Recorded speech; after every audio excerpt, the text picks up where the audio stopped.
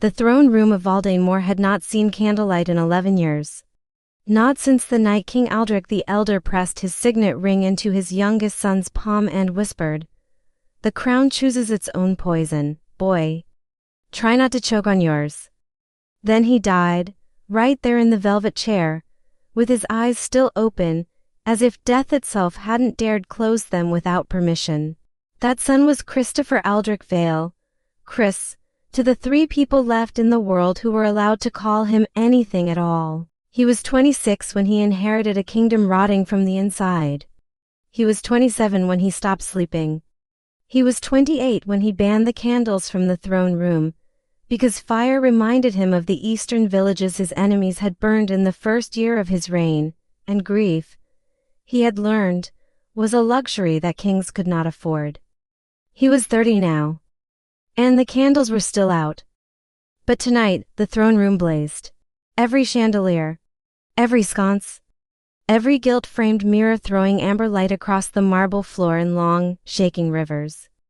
Because tonight was the Feast of Succession, the anniversary of the crown's passing, and the court of Valdainmore did not care about a king's grief. The court cared about appearances. The court cared about optics.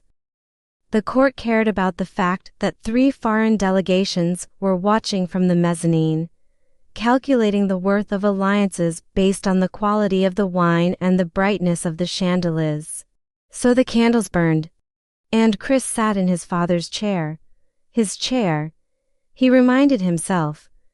He had earned it in blood and silence, and watched the room perform joy at his instruction, and felt nothing but the familiar, grinding weight of a crown that had never once felt like it belonged to him. He was midway through his 3rd glass of something he wasn't tasting when he saw her. Not for the first time. That was the thing he would never admit to anyone, least of all himself. He had been watching for her all evening, through the procession of nobles, and the diplomatic toasts and the dancing that moved like clockwork around the edges of the hall. He had been watching the archway near the eastern colonnade, the one closest to the royal library. The one that she always used because Rachel Voss had worked in the royal archives for 4 years and he knew every door in this palace the way most people knew the lines of their own hands. She appeared in the archway at the 9th bell, precisely when he expected her, wearing a gown the color of deep winter, not quite black, not quite blue. The kind of color that had no name and didn't apologize for it. Her dark hair was pinned at the base of her neck with something silver. She carried a leather satchel over one shoulder, which was profoundly inappropriate for a royal feast and entirely consistent with who she was. She was not supposed to be here tonight. She was supposed to be in the archives cataloging the 3rd volume of the Pre-Succession Codex, which she had been doing every night for 6 weeks. Which was how Chris knew her schedule precisely enough to notice her absence on the nights she didn't show up, which was information he absolutely should not have had. He watched her scan the room with the particular expression she wore when she was being careful, brows slightly furrowed, chin angled down. The look of someone assessing distance between herself and the nearest exit. She did not look at the throne. She never looked at the throne first. She looked at the bookshelves along the southern wall, the ones that had been pushed aside to make room for the dancing. The expression on her face when she saw the displaced books, a flash of something wounded, quickly suppressed, was so unguarded that Chris felt it like a splinter under his ribs. Then she looked at the throne. Their eyes met. She did not look away. Neither did he. That was the other thing he could not explain. Most people looked away from him within 3 seconds. It was a pattern so consistent that Chris had started counting, quietly, in every conversation. Advisors, generals, foreign dignitaries. 3 seconds, sometimes for if they were brave. And then the eyes would drop. The chin would dip. The invisible surrender that power extracted from everyone around it without asking. Rachel Voss had never once looked away first. He didn't know if that terrified him or saved him. Probably both. She made her way through the crowd with the practiced efficiency of someone who had spent years being invisible in rooms full of important people, and she did it well. She always did, until Lord Harwick stepped into her path with 2 glasses of wine and a smile that Chris recognized as the diplomatic equivalent of a trap. Harwick was the master of court ceremonies, 50 years old, ambitious in the way that men become when they have achieved everything except the one thing they actually want. And he had been watching Rachel Voss for approximately as long as Chris had, though for reasons that made the king's jaw tighten every time he thought about it. Chris set down his glass. He was across the room in 40 seconds. "Lord Harwick," he said, arriving at Rachel's shoulder with the calm, measured tone he used when he was one sentence away from ending someone's career. "I believe the Eastern delegation requires your attention. Ambassador Torvald has been asking about the grain treaty revision." Harwick blinked. "Of course, Your Majesty." "I was simply..." "Immediately," Chris said. Just the one word. The word landed the way words did when they came from the mouth of the man who owned the room Harwick left. The silence he left behind was a different kind of weight. Chris turned to Rachel. She was looking at him with the expression she reserved specifically for moments when he did something that surprised her. Not gratitude, not relief, nothing as simple as that. More like she was filing the information away, turning it over, deciding what it meant before she committed to a response. "You didn't have to do that," she said. "I know. He wasn't going to." "I know what he was going to do," Chris said quietly, "and I know you could have handled it yourself. I didn't do it because you couldn't handle it." A pause. The music swelled somewhere behind them. A couple swept past in a current of silk and laughter. "Then why?" Rachel asked. He looked at her.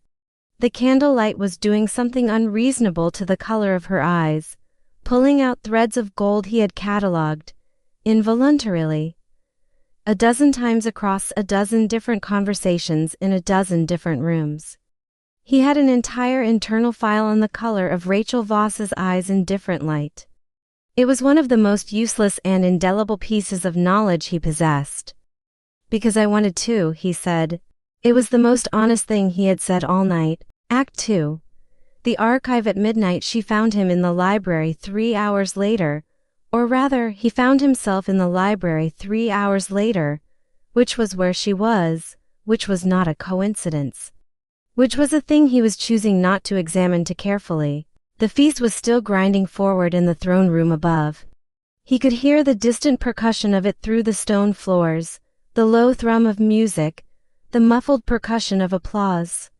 His absence would be noted. His chamberlain would be manufacturing reasonable explanations for it. This was one of the quiet privileges of a reign that had lasted long enough. The machinery around you learned to compensate for your disappearances.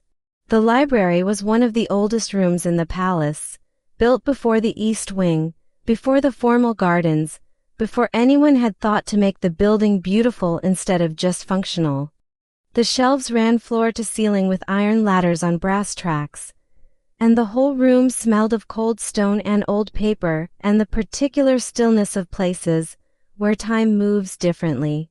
Rachel was at the reading table in the center, the leather satchel open beside her, 3 volumes spread in a careful arc around the small pool of lamplight she was working inside. She had changed. The feast gown was gone, replaced by the deep green work jacket she wore in the archives, the one with the ink stain on the left cuff that she had never bothered to have cleaned. Her hair was down. Chris stopped in the doorway. She didn't look up. "I heard you in the hallway," she said. "You walk like someone who learned to move quietly but never quite managed it. That's oddly specific. You also breathe louder than you think you do." He came into the room. He pulled a chair from the edge of the table and sat across from her, which was either the most natural thing he had done all evening or the most reckless, depending on which part of himself he consulted. "What are you working on?" he asked. "Pre-Succession Codex, Volume 3. The Prophecy Annexers." She turned a page without looking up. The ones the archivists in your grandfather's reign tried to suppress. Why were they suppressed? Now she looked up. Her eyes were doing the gold-threaded thing again. He kept his face entirely still. Because they were inconvenient, she said. That's the standard reason, isn't it? Information that contradicts the preferred version of events gets labeled unstable, apocryphal, suppressed. Filed in the back of the archive where junior researchers don't go. A faint dry smile. Junior researchers go everywhere. What do they say? He asked. The prophecy annexers. Something shifted in her expression, a flicker of something he couldn't quite name. She looked at the open page in front of her, then back at him. Why are you here, Chris? The name stopped him. Not because it was wrong. She used his name deliberately, with the careful stubbornness of someone who had decided long ago that she would not perform the same rituals of deference as everyone else, and he had decided long ago that he would not correct her, but because of the way she said it tonight. There was a weight to it. A careful weight, the kind you put on something fragile. The feast is exactly where you don't want to be, she finished. Which is not an answer. She closed the volume in front of her with the gentle precision of someone who respected what she was closing. You've been here 3 times this week. Tuesday, you stayed until the second bell. Thursday, until nearly dawn. Tonight, I find the library conducive to thinking. The library or the person in the library? Silence. The lamp between them breathed in the draft from the high windows. Rachel, her name in his mouth had a weight he couldn't get rid of. He had tried, in the abstract way that people try to put down things that are too heavy for them. Knowing they won't actually manage it, I'm aware that this is complicated, she offered. Impossible, those aren't the same thing in my position, they are. She looked at him for a long moment. He had the unsettling, not entirely unwelcome sensation of being read.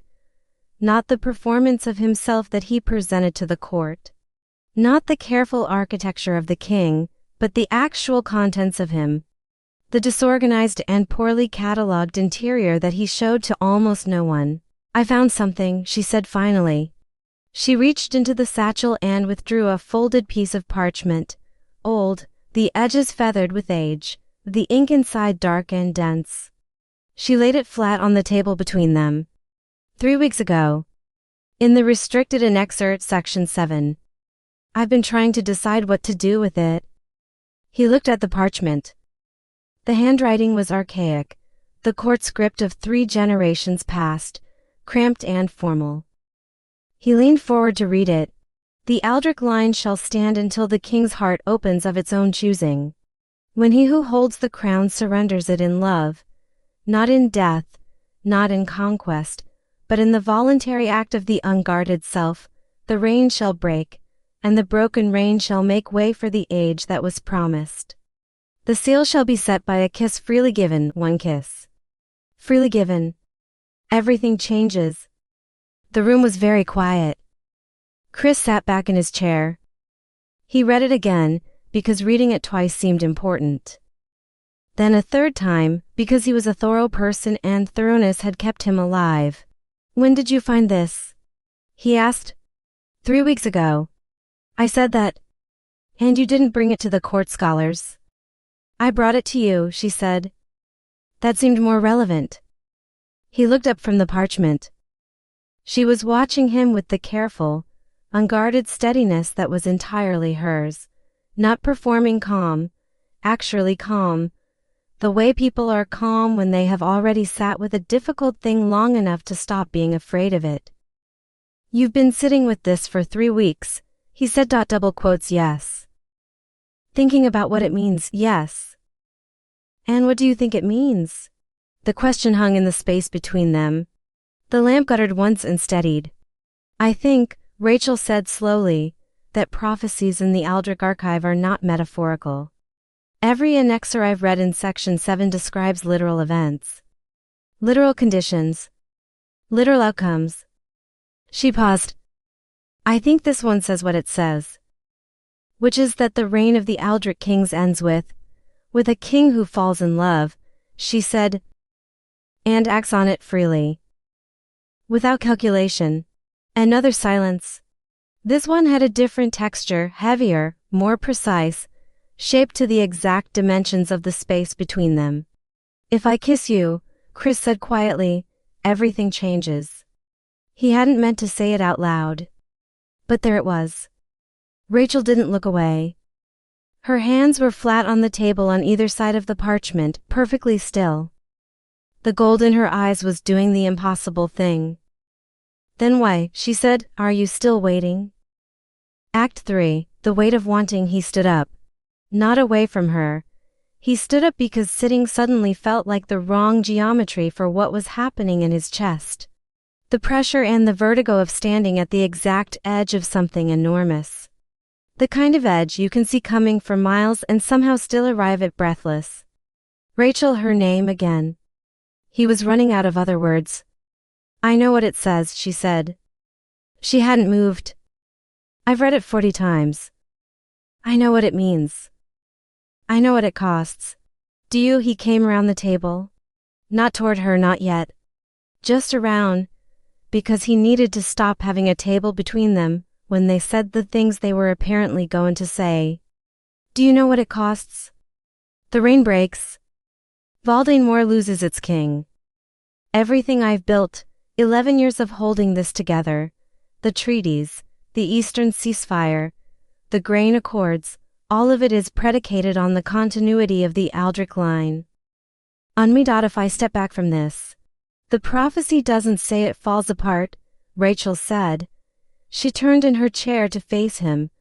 It says the rain breaks to make way for what was promised. That's not collapse. That's succession. Succession to what? To whom? I have no heir, I have no designated. The Council of Alcindor, she said immediately, with the precision of someone who had been thinking about this for 3 weeks. The Secondary Succession Framework in the Pre-Succession Codex, Volume 1. If the direct Aldric line becomes unavailable, sovereignty reverts to a governing council until a new constitutional arrangement can be reached. It's been sitting in the archives since your great-great-grandfather's reign. It was written for exactly this contingency. He stared at her. You've researched the succession framework, he said. I've been working in the Royal Archive for 4 years, she said. I've read everything in it, including the parts that nobody wanted me to read a beat.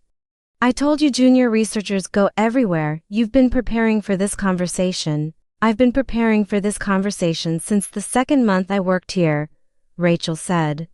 Since the Tuesday afternoon, you came into the archive looking for the border survey maps, and you sat at this table for 6 hours, and you let me work alongside you, without treating me like furniture.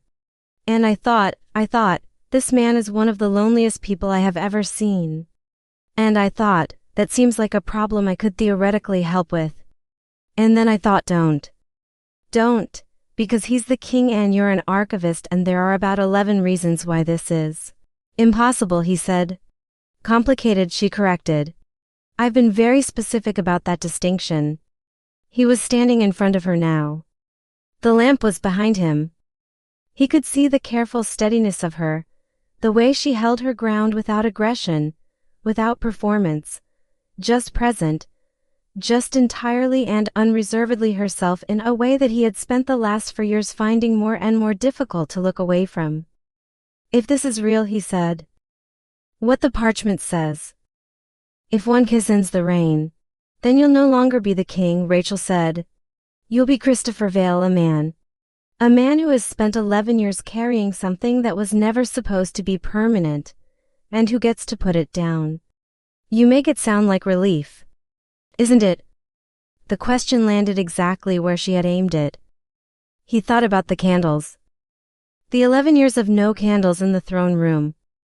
The 3 seconds before every pair of eyes looked away. The machinery that had learned to compensate for his disappearances because the disappearances had become the only way he could breathe. Yes, he said, just the one word. The most stripped down honest thing he had said in years, maybe ever. Yes, God help me. Yes, Rachel stood up. They were very close. The kind of close that has its own gravity, that requires a decision to maintain. I need you to understand something, she said. Her voice was quiet, level, completely serious. I'm not asking you to choose between the crown and me. I'm not asking you to sacrifice anything. I'm telling you that I found a document that says the crown was always going to end with you, and that the ending was always going to look like this, like a man who decided that a life lived in full was worth more than a reign lived in isolation. That's not a sacrifice. That's just finishing. The story finishing the way it was supposed to. And after, he asked, after the rain breaks, after the Council of Elsendor convenes, after the constitutional arrangement, what happens to Christopher Vael? I don't know, she said honestly. I've read everything in the archive and I don't know.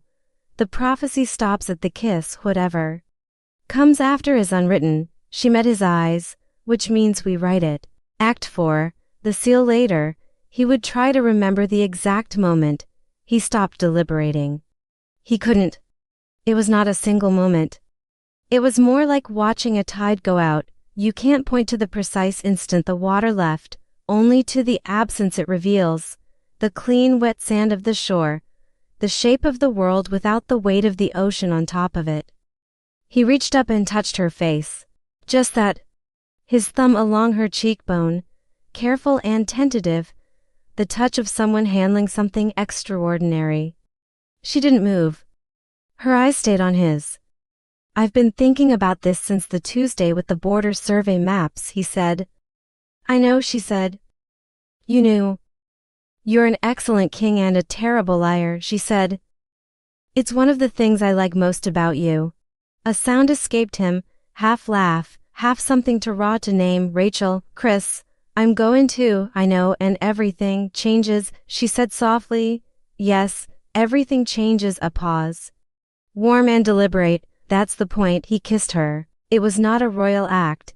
It had nothing of ceremony, nothing of the calculated precision with which he executed everything else in his life. It was entirely, stubbornly, unavoidably human, to people in a library at midnight in the lamplight, with a prophecy on the table between them, and the sound of a feast dying somewhere overhead. It was, without question, the most freely given thing he had ever done. The parchment did not glow. The ground did not shake. There was no dramatic rupture in the air, no sound of horns, no flash of ancient light through the windows. What happened was quieter than that. It was the sensation, deep and physical, of something loosening in his chest, a thing so long clenched that he had stopped noticing the tension of it. The way you stop noticing the weight of a coat until you take it off. The crown, not the physical object sitting in the throne room above them, but the thing it meant. The accumulated gravity of 11 years of being the only weight-bearing wall in the entire structure of the kingdom released. He felt it leave, he felt himself arrive. Rachel pulled back just far enough to look at him. Her hand was at his jaw. Her eyes were doing all the things they did in all the different lights, and he understood with sudden, enormous clarity that he had been in love with her for most of the last 4 years, and that the knowledge of it had been sitting in him like an archive with a locked door, waiting for someone brave enough to hold the key. She had been holding the key for 3 weeks, probably longer. Well, she said softly. Well, he agreed. How do you feel? He considered this with the full seriousness it deserved. Like a building after the scaffolding comes down, he said finally, terrifying and complete. A small, real smile crossed her face. It was the smile she reserved for moments when something surprised her in a way she was going to allow herself to enjoy. He had a catalogued file on this smile too. The file was extensive. The Council of Elsendor will convene at dawn, she said. There will be questions. There will be chaos, he said, brief, structured chaos, followed by a constitutional transition that your research has already mapped out in considerable detail. You'll need to read volume 1 of the pre-succession codex before the convening. Then I suppose I'm in exactly the right place, he said. Looking around the library, with exactly the right person. Rachel looked at him for a long moment. The serious, unguarded, genuinely seeing look that had always been more intimate than anything the court could witness. Then she pulled out the chair beside her, sat back down, and opened Volume 1 of the Pre-Succession Codex to the Secondary Succession Framework. "Sit down, Christopher Vael," she said. "We have a lot of reading to do." He sat down. For the first time in 11 years, the room felt like it was exactly the right size. Epilogue, the unwritten page 6 months later. The Valdemar Council of Alcindor issued its founding constitutional document, a 47-page framework for democratic representation that would, within a generation, become the model for 3 neighboring kingdoms. The document was researched, drafted, and annotated by an archivist named Rachel Voss, who served as the council's first appointed keeper of constitutional records. Her name appeared on the document's title page beside the council seal. Beside her name, in the small, precise handwriting of someone who had learned to write in the margins of history before he ever got to write in the center of it, was a single line, witnessed and endorsed, C. Vael, formerly of the Aldric line, now of Valdemar. The now of Valdemar had been his own edition. Rachel had read it, looked at him across the library table, and said nothing. The silence had been the best kind. The kind that doesn't need to be filled because it already contains everything that matters. The candles in the old throne room were never reinstalled. The library, however, burned light every single night.